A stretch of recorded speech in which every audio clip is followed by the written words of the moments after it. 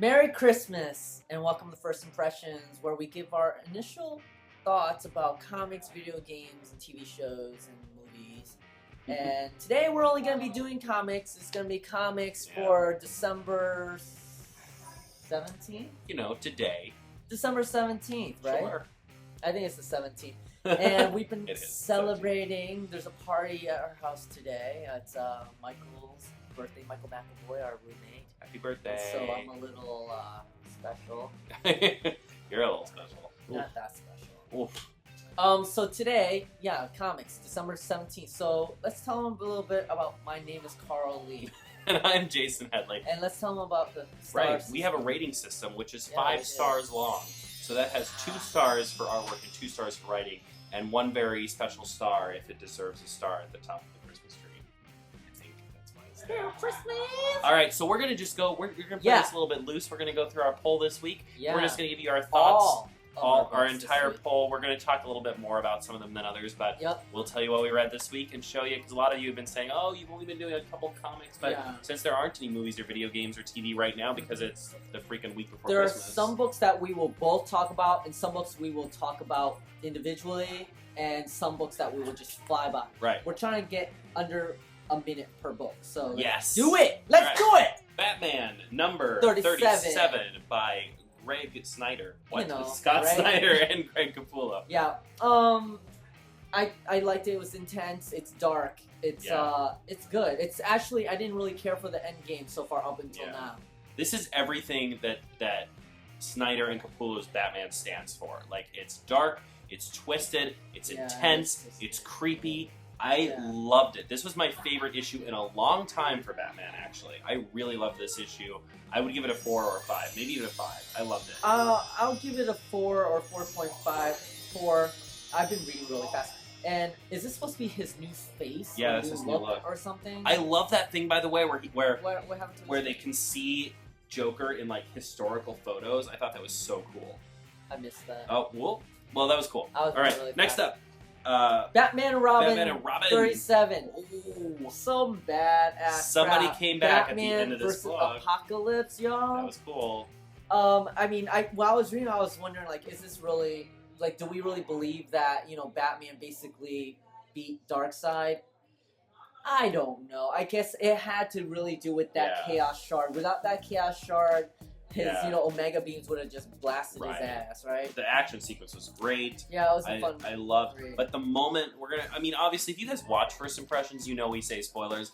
The moment when Robin wakes up, oh my god, that was great. When the whole family's standing there and Robin's like, Father, I was like, oh, so much. Yeah, I mean, great. I just thought, like, all that crap that he went through with Darkseid, I was like, how is he going to recover from all that, you know, chaos, emerald poisoning, and all that stuff? He looked messed up, but then once he, like, spoiler, did what he did at the end, it actually cleared everything. I was like, well, that's a magical way of you know, solving problems, but I'm fine with that. But yeah, I liked it a lot. All right, Drifter number 2, Image Comics. This is the book of the first issue that we did not review, and this is the second issue.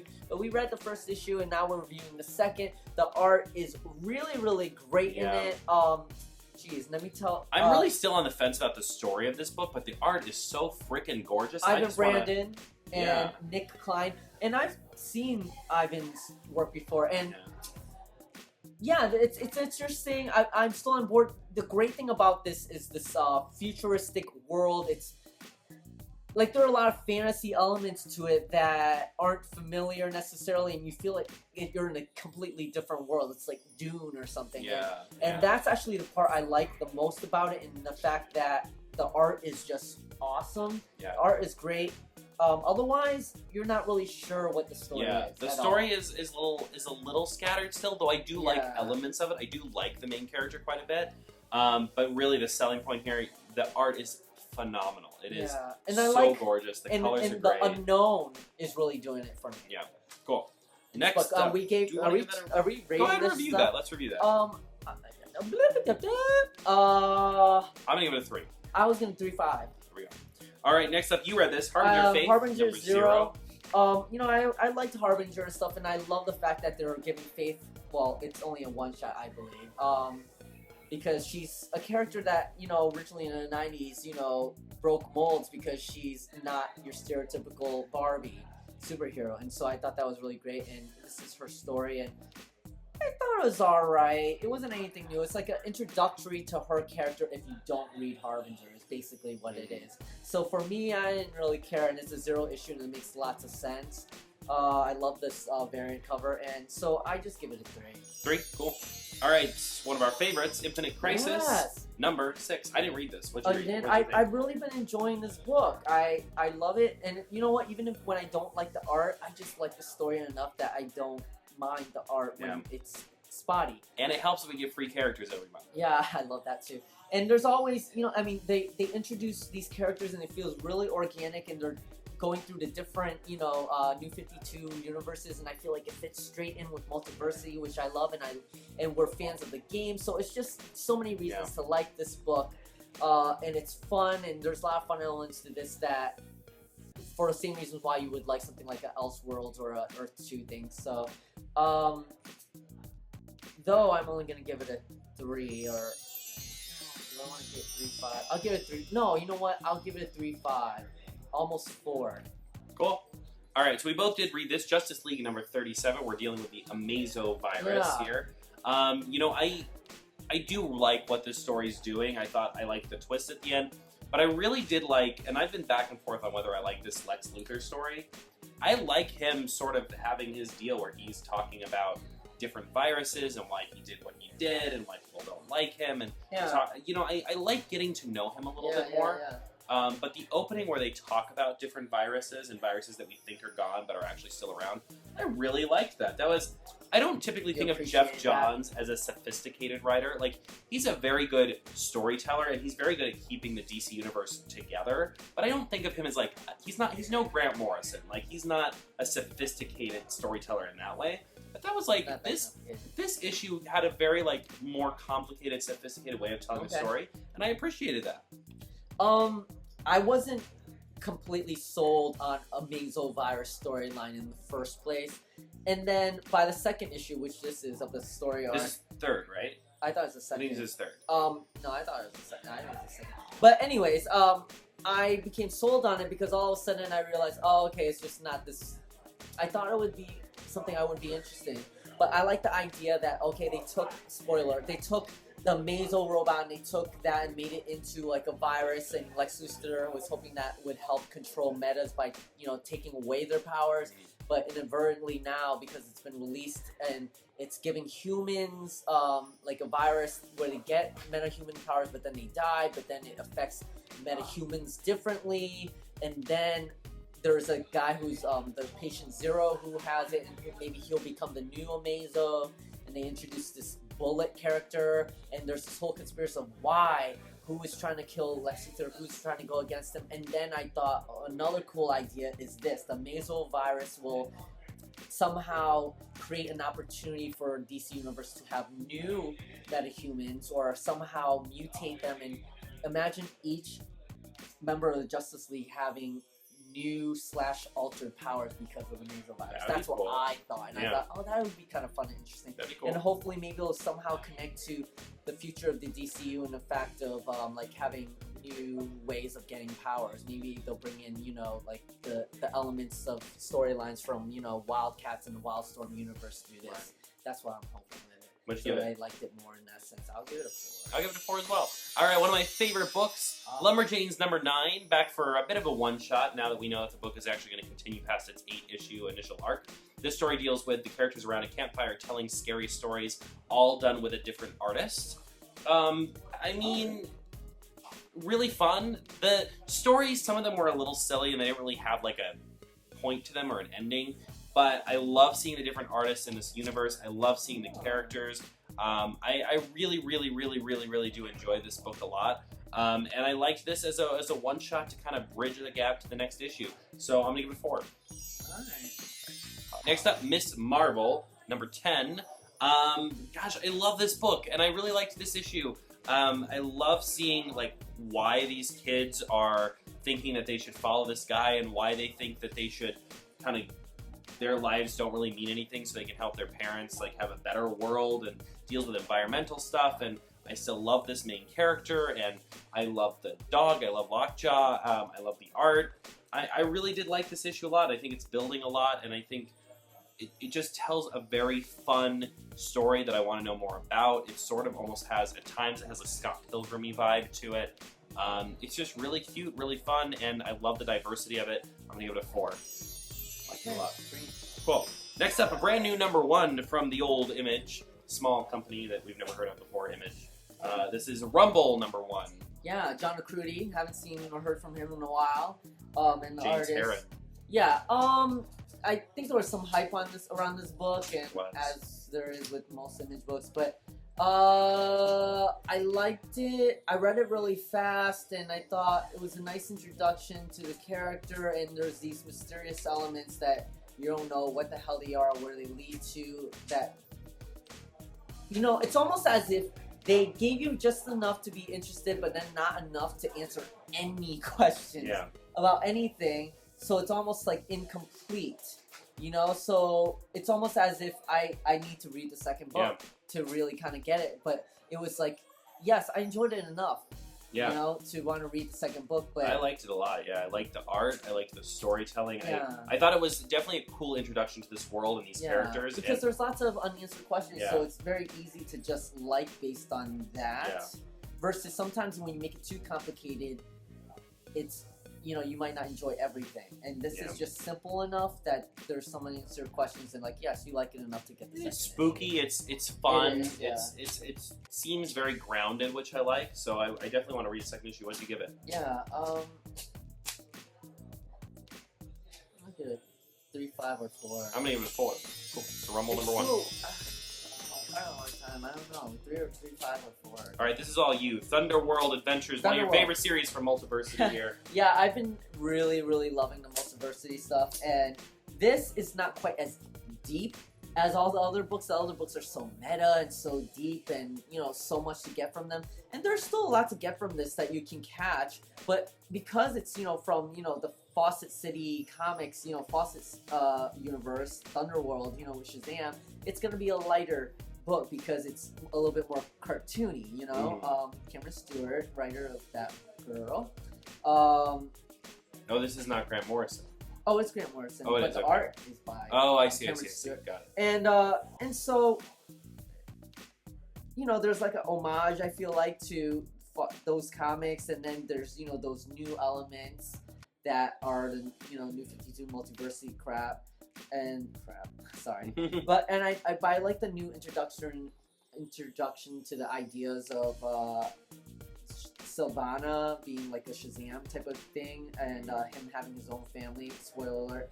And then they introduced, I never knew of, the Captain Marvel, adventurers or something like that. There's just a bunch of guys who are like,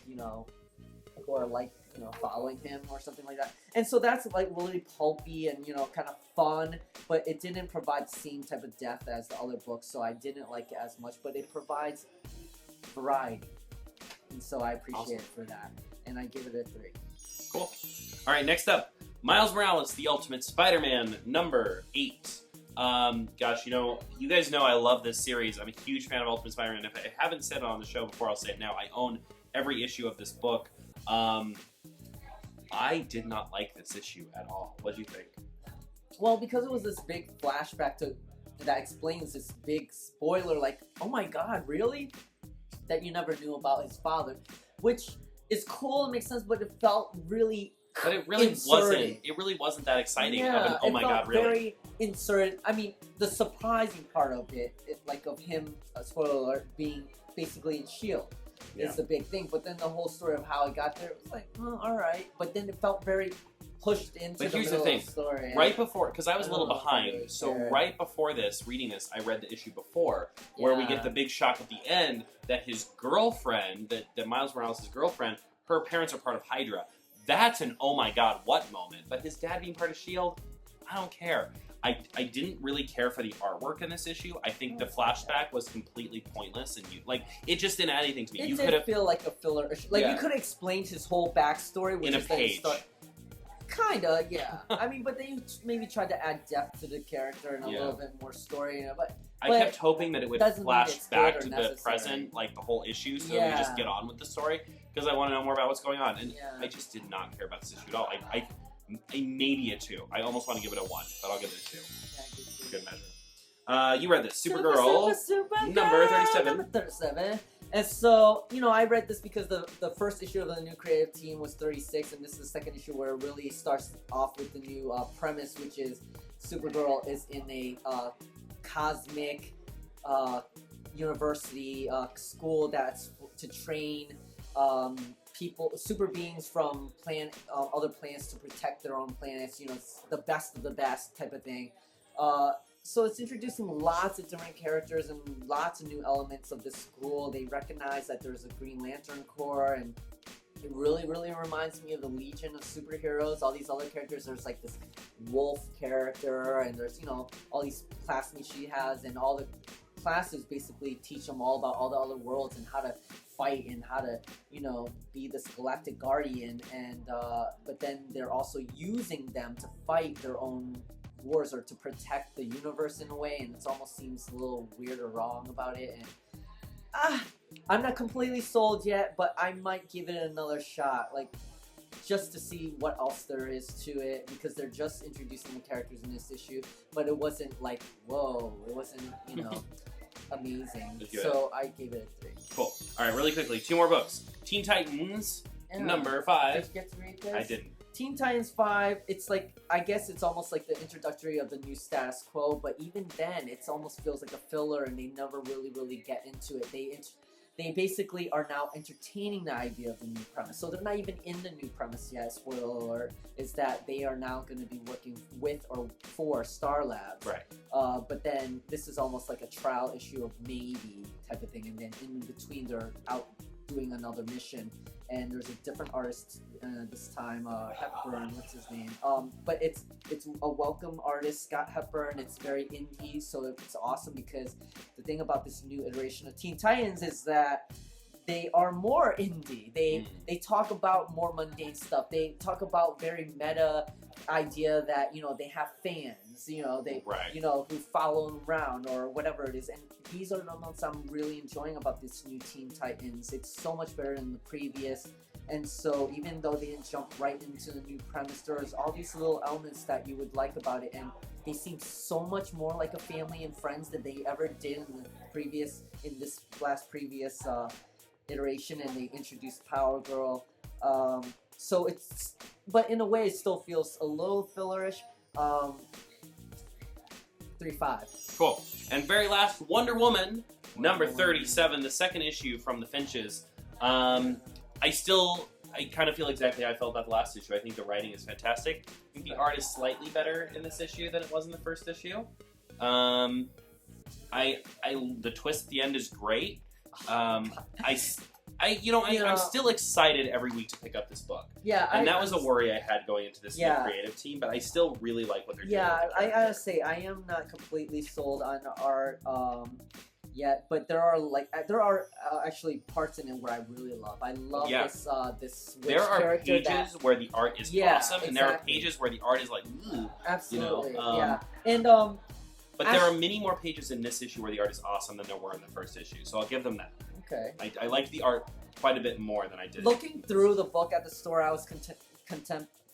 Thank you.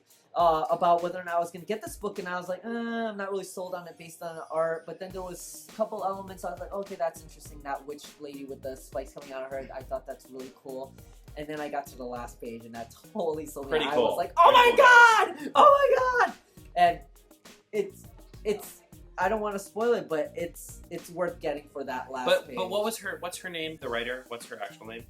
Meredith. Meredith, I know a lot of people question you about writing this book, but you were doing a great job, so keep it up. I really like your writing a lot. Great. I'm in full support of you. I can't wait to see what you do next. Yeah, because you're totally really delivering on what you were saying you were going to deliver, which is the whole she needs to balance this, and there's a struggle, and other people are acknowledging that she should be. And it's David, right? Yeah, David. And David, I think you and I are going to get along sooner or later because I'm liking the art more this issue than I did the first issue. I think eventually I'm going to really love this Wonder Woman book, and it's definitely getting there very quickly. Yeah. So, yeah.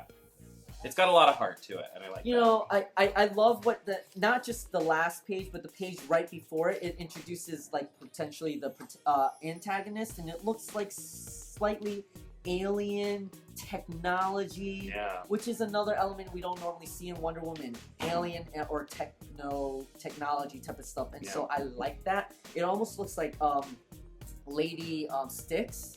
I don't know if you're familiar with Lady Styx, but she's like in space and the cosmic stuff. So that's good. I like that. I like that if that's what it is.